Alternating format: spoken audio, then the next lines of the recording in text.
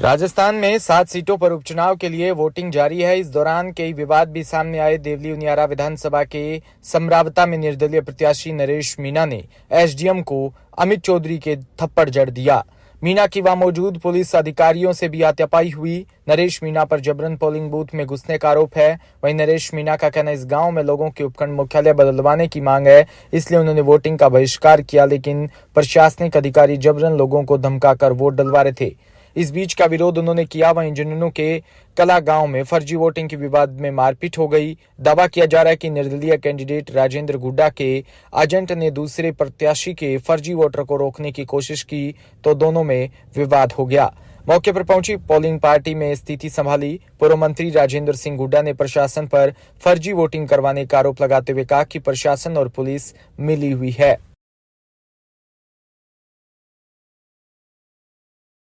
जयपुर से खबर, जहां राइजिंग राजस्थान की चमक को बढ़ाने के लिए गरीब व खानाबदोश घुमतू जाति समाज के लोगों के जीवन को कष्ट से ढका जा रहा है। विगत साल नवंबर को व उसके बाद लगातार जयपुर विकास प्राधिकरण ने अक्षयपा व सांगानेर, विद्याधर नगर और झोटवाड़ा आदि स्थानों से खानाबदोश लोगों को जबरदस्ती बुलडोजर से उनकी बस्तियों को ध्वस्त कर उन्हें उठाकर कनौता क्षेत्र में स्थित सिरोली गांव की चारागाह भूमि पर लाकर पटक दिया।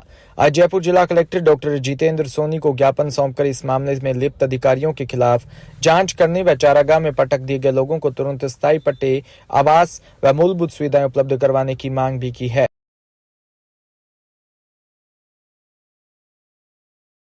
ज्ञापन दिया है, क्या मांगे? क्योंकि घुमंतू समाज को लेकर के एक परेशानी सामने आ रही है। ये जब से राजस्थान के अंदर भारतीय जनता पार्टी की सरकार आई है, तब से आए दिन घुमंतू विमुक्त जातियों के लोग प्रत्येक जयपुर शहर के अंदर अपने गुजर बसर के लिए, अपने बच्चों के पाल पोषण के लिए ये लोग कई वर्षों से जयपुर शहर में अपना निवास कर रहे हैं। पर जब से ये राइजिंग राजस्थान वाला कोई फंडा जब से ये सरकार लाई है, तब से पूरे जयपुर को जितने भी झुग्गी झोंपड़ी वाले हैं उनको जेडीए द्वारा झूठ बोल के उनका ये कहना है कि हम जेडीए द्वारा आपको पट्टे देंगे, जेडीए द्वारा हम आपको मकान देंगे और आपके लिए हम जमीन की स्कीम बनाइए सिरोली मोड़ पे। तो वहाँ लोगों को जेडीए द्वारा और जेडीए के संसाधन द्वारा इन लोगों के तंबू तरपाल को खुलवाकर और इन लोगों को झूठे झांसे में लेकर सिरोली मोड़ पे आज की टाइम में करीब करीब 2000 घुमंतू जाति के लोग वहाँ अपना डेरा लेके पहुँच गए हैं। वहाँ हम लोग जब कल गए तो हमें पता चला कि वो ग्राम पंचायत की जमीन है, चारागाह की भूमि है, वहाँ का सरपंच है, वहाँ के गांव के लोगों का विरोध है। उन्होंने 15 तारीख को अल्टरनेटर दे दिया, 15 तारीख तक आप ये जमीन खाली नहीं की तो हम आपको चुन चुन के डंडे बरसाएंगे और यहाँ से इतने जबरदस्त भगाएंगे कि आपके ताम तिमड़े लेने की भी आपको टाइम नहीं मिलेगा।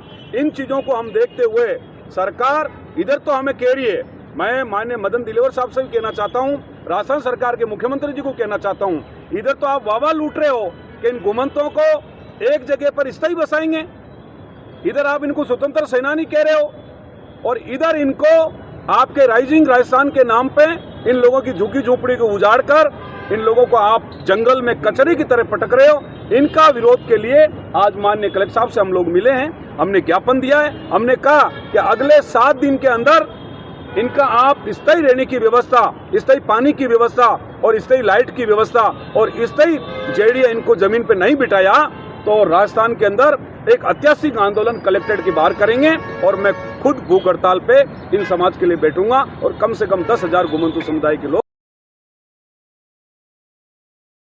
रायशनगर से खबर, जहां गुरु नानक जयंती के उपलक्ष्य पर गुरुद्वारा सिंह सभा द्वारा निकाला गया नगर कीर्तन। रायशनगर गुरु नानक जयंती के उपलक्ष्य पर रायशनगर में बुधवार को गुरुद्वारा सिंह सभा के तत्वाधान में विशाल नगर कीर्तन का आयोजन किया गया। गुरुद्वारा सिंह सभा में सुबह 10 बजे से ये नगर कीर्तन गुरु ग्रंथ साहिब विराजमान रहे, उसके आगे 5 प्यारे चल रहे थे। पालकी के सिख संगत, महिला, पुरुष बड़ी संख्या में शब्द कीर्तन करते हुए चलते रहे।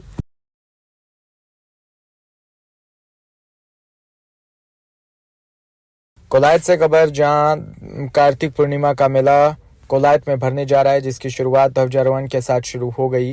संत शमाराम जी महाराज व कोलायत के स्थानीय प्रशासनिक अधिकारियों ने ध्वजारोहण कर मेले की विधिवत शुरुआत की है। इस शुभारंभ के बाद लोगों व साधु संतों का आवागमन व स्नान आदि शुरू हो गया। इस अवसर पर कपिल मुनि भगवान की मूर्ति को परिसर में लाकर उनकी पूजा अर्चना भी की गई।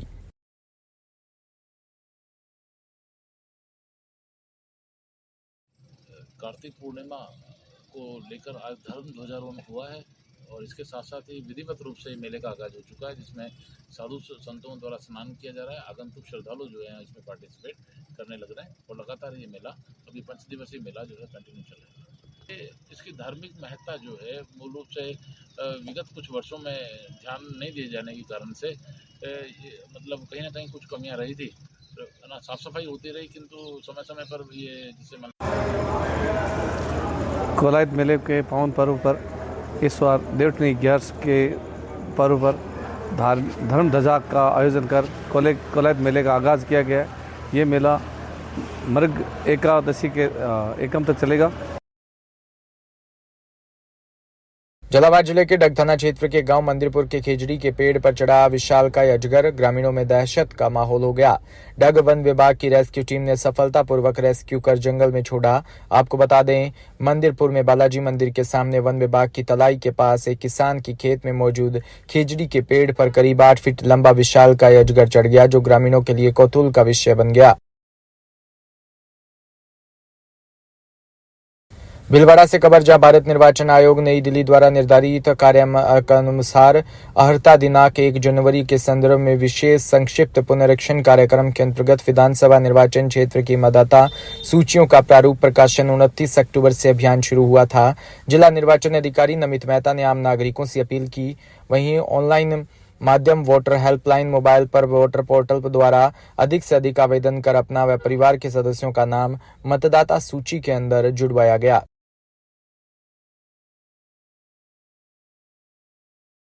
ये भारत निर्वाचन आयोग के निर्देश से जो विशेष संक्षिप्त पुनरीक्षण कार्यक्रम चल रहा है SSR, जिसमें नवीन मतदाताओं को जोड़ा जाना है, इस बाबत सभी सुपरवाइजर्स की आज बैठक ली गई, उन्हें निर्देशित किया गया।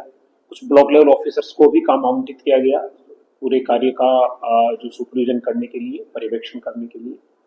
इसके अलावा जिन बीएलओ की प्रगति अपेक्षित नहीं थी। सूरतगढ़ से खबर, जहां राजस्व बार संघ अध्यक्ष आनंद कुमार स्वामी के नेतृत्व में उपखंड अधिकारी संदीप कुमार काकड़ को ज्ञापन के माध्यम से अवगत करवाया।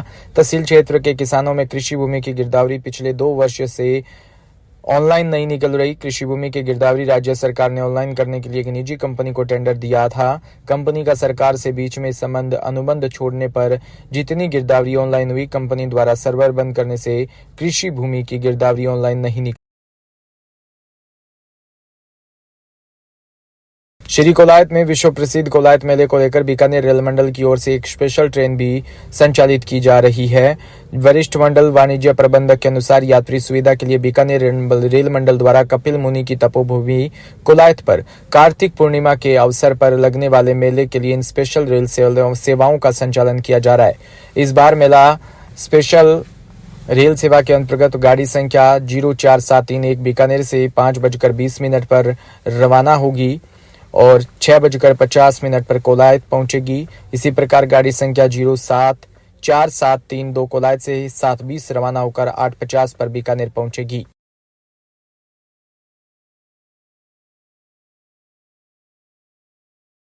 झालावाड़ जिले के कामखेड़ा थानाधिकारी सुनील वर्मा सहित 2 पुलिस अरविंद मीणा और जोधराज लोधा पर मारपीट सहित पैसे लेने के गंभीर आरोप लगे।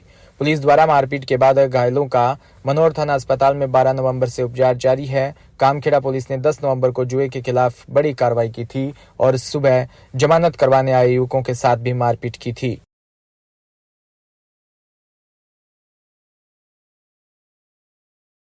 रायबरेली से खबर, जहां गुरबख्शगंज थाना क्षेत्र के भीतर गांव में भीषण सड़क हादसा हुआ, जिसके अंदर एक युवक की जान चली गई। आपको बताते चलें, भीतर गांव में 2 युवक नवशक्ति पुत्र संजय शर्मा और सोनू सिंह पुत्र कल्लू सिंह रोजाना जिम करने के लिए खीरो जाया करते थे। रोज की तरह आज भी खीरो गए तो खीरो की तरफ से वापस आते समय भीतर गांव के मोड़ पर खीरो की तरफ से आ रही अनियंत्रित पिकअप ने जोरदार टक्कर मार दी। टक्कर लगने से दोनों युवक घायल हो गए।